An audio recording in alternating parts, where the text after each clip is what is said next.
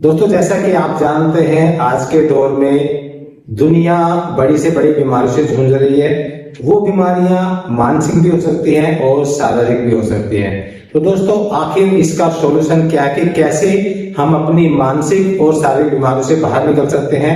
Hospital के जो bill हैं वो काफी बड़े बड़े हो रहे हैं और फिर भी लोगों को प्रॉपर ट्रीटमेंट नहीं मिल पा रहा है। तो दोस्तों, आज आपके बीच में और हमारे बीच में मौजूद हैं महाराष्ट्र से नागपुर के रहने वाली डॉक्टर सरिता खडसे जी, जिनका पिछले 10 साल का काफी अच्छा खासा अनुभव रहा है और जिन्होंने रेकी, लामा फेरा, लामा वास्तु और भी डिफरेंट टाइप की मोडलिटीज पे काम किया है और जिसमें उन्होंने लोगों को हील भी किया है, सेल्फ हीलिंग भी किया है और एक ट्रेनर भी रह चुकी हैं और ऑलरेडी ट्रेनिंग दे रही है मास के अंदर। तो आइए मिलते हैं डॉक्टर सरिता खडसे जी। डॉक्टर सरिता जी, आपका वेलकम है दिल्ली के अवेयर इंडिया स्टूडियो के अंदर। सबसे पहला सवाल आपसे जानना चाहूंगा कि आप मेडिटेशन पे काम करते हैं बेसिकली, जैसे आपने प्रोफाइल में देखा और बैकग्राउंड कैमरा आपसे मेरी बात हुई कि आप मेडिटेशन पे काम करते हैं। तो मैं आपके दर्शकों के अकॉर्डिंग जानना चाहूंगा कि वास्तव में मेडिटेशन होता क्या है? सर, मेडिटेशन हर किसी का परसेप्शन उसके लिए अलग है, देखने का नजरिया अलग है। लेकिन मेडिटेशन अगर हम सिंपल लैंग्वेज में बोलते हैं, भाषा में बात करते हैं, तो मेडिटेशन फोकस कंसंट्रेशन नहीं है, एक जागरूकता है, अवेयरनेस है। हमारे बॉडी को लेके, हमारे मन को लेके एक अवेयरनेस है जो हमारे अंदर डेवलप करना बहुत ज्यादा जरूरी।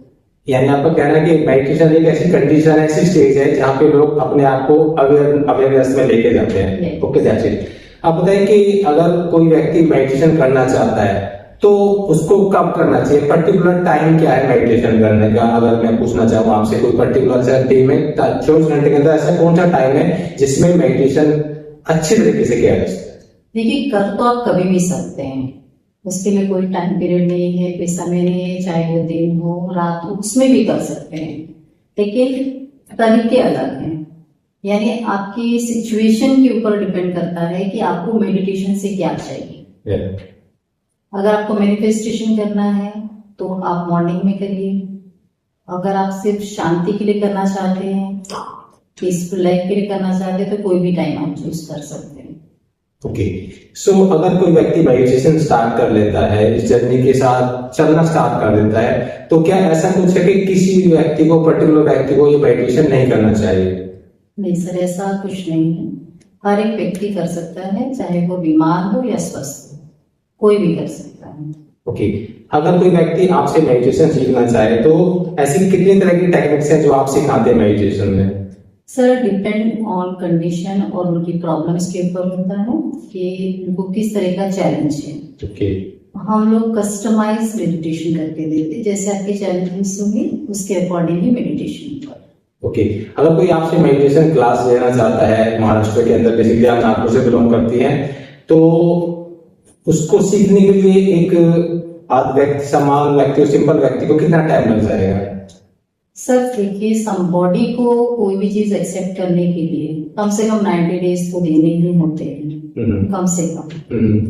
तो उसके अकॉर्डिंगली प्रैक्टिस करना होता है। अब मेडिटेशन जो है वो हमारे बॉडी को प्रैक्टिस नहीं है एक्चुअली, ठीक है ना? तो वो प्रैक्टिस लगानी पड़ती है। तो प्रैक्टिस लगाने के लिए कम से कम बॉडी को 90 डेज तो देना।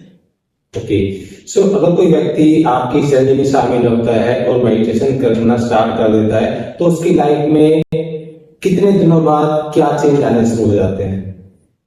15 दिन 15 दिन में उसको कुछ रिजल्ट मिलना शुरू होता है। तो यानी अगर उसको कुछ मेंटली या फिजिकली प्रॉब्लम है, उसके अकॉर्डिंगली वो आपसे कस्टमाइज कराता है मेडिटेशन और वो पर्टिकुलर 15 दिन के लिए करता है, यानी 15 डेज तक उस चैलेंज को लेता है। तो मतलब आपका विश्वास है कि 15 दिन के बाद उसको रिजल्ट आने स्टार्ट हो जाते हैं? आफ्टर 7 डेज ही आना शुरू हो जाते हैं। ओके, तो मैंने आपको थोड़ा ज्यादा बता दिया।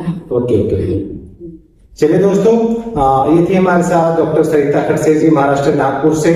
तो अगर आप भी अपनी लाइफ में कुछ अपने मेंटल चैलेंज को सोल्व करना चाहते हैं, अपनी लाइफ में आगे बढ़ना चाहते हैं, लाइफ में कुछ अच्छा बेटर करना चाहते हैं, तो आपके पास एक बहुत अच्छा विकल्प है मेडिटेशन, जिसको आप सीख भी सकते हैं और उसके साथ साथ अपने जीवन में उतार के अपनी बहुत सारी समस्याओं से बाहर निकल सकते हैं। तो thank you doctor Sarita ji आपका हमारे स्टूडियो में आने के लिए। और मैं चाहता हूँ कि अगली जो पॉडकास्ट आपके नए सब्जेक्ट के साथ में, क्योंकि आपके फील्ड में माहिर हैं, आप रेकी भी करते हैं, तो शायद अगर पब्लिक की डिमांड होगी, लोगों की डिमांड होगी, तो हम अगला जो पॉडकास्ट है वो रेकी पे लेके आएंगे। नीचे दिए नंबर पे लिंक दिया हुआ है, उस नंबर दिया हुआ है, उस पर आप अपना कमेंट डालिए और उस पॉडकास्ट को शेयर जरूर कीजिए। अगर आपके मन में कोई सवाल है मेडिटेशन को लेके तो नीचे आप नोट डाउन करके भेजिए। Thank you very much.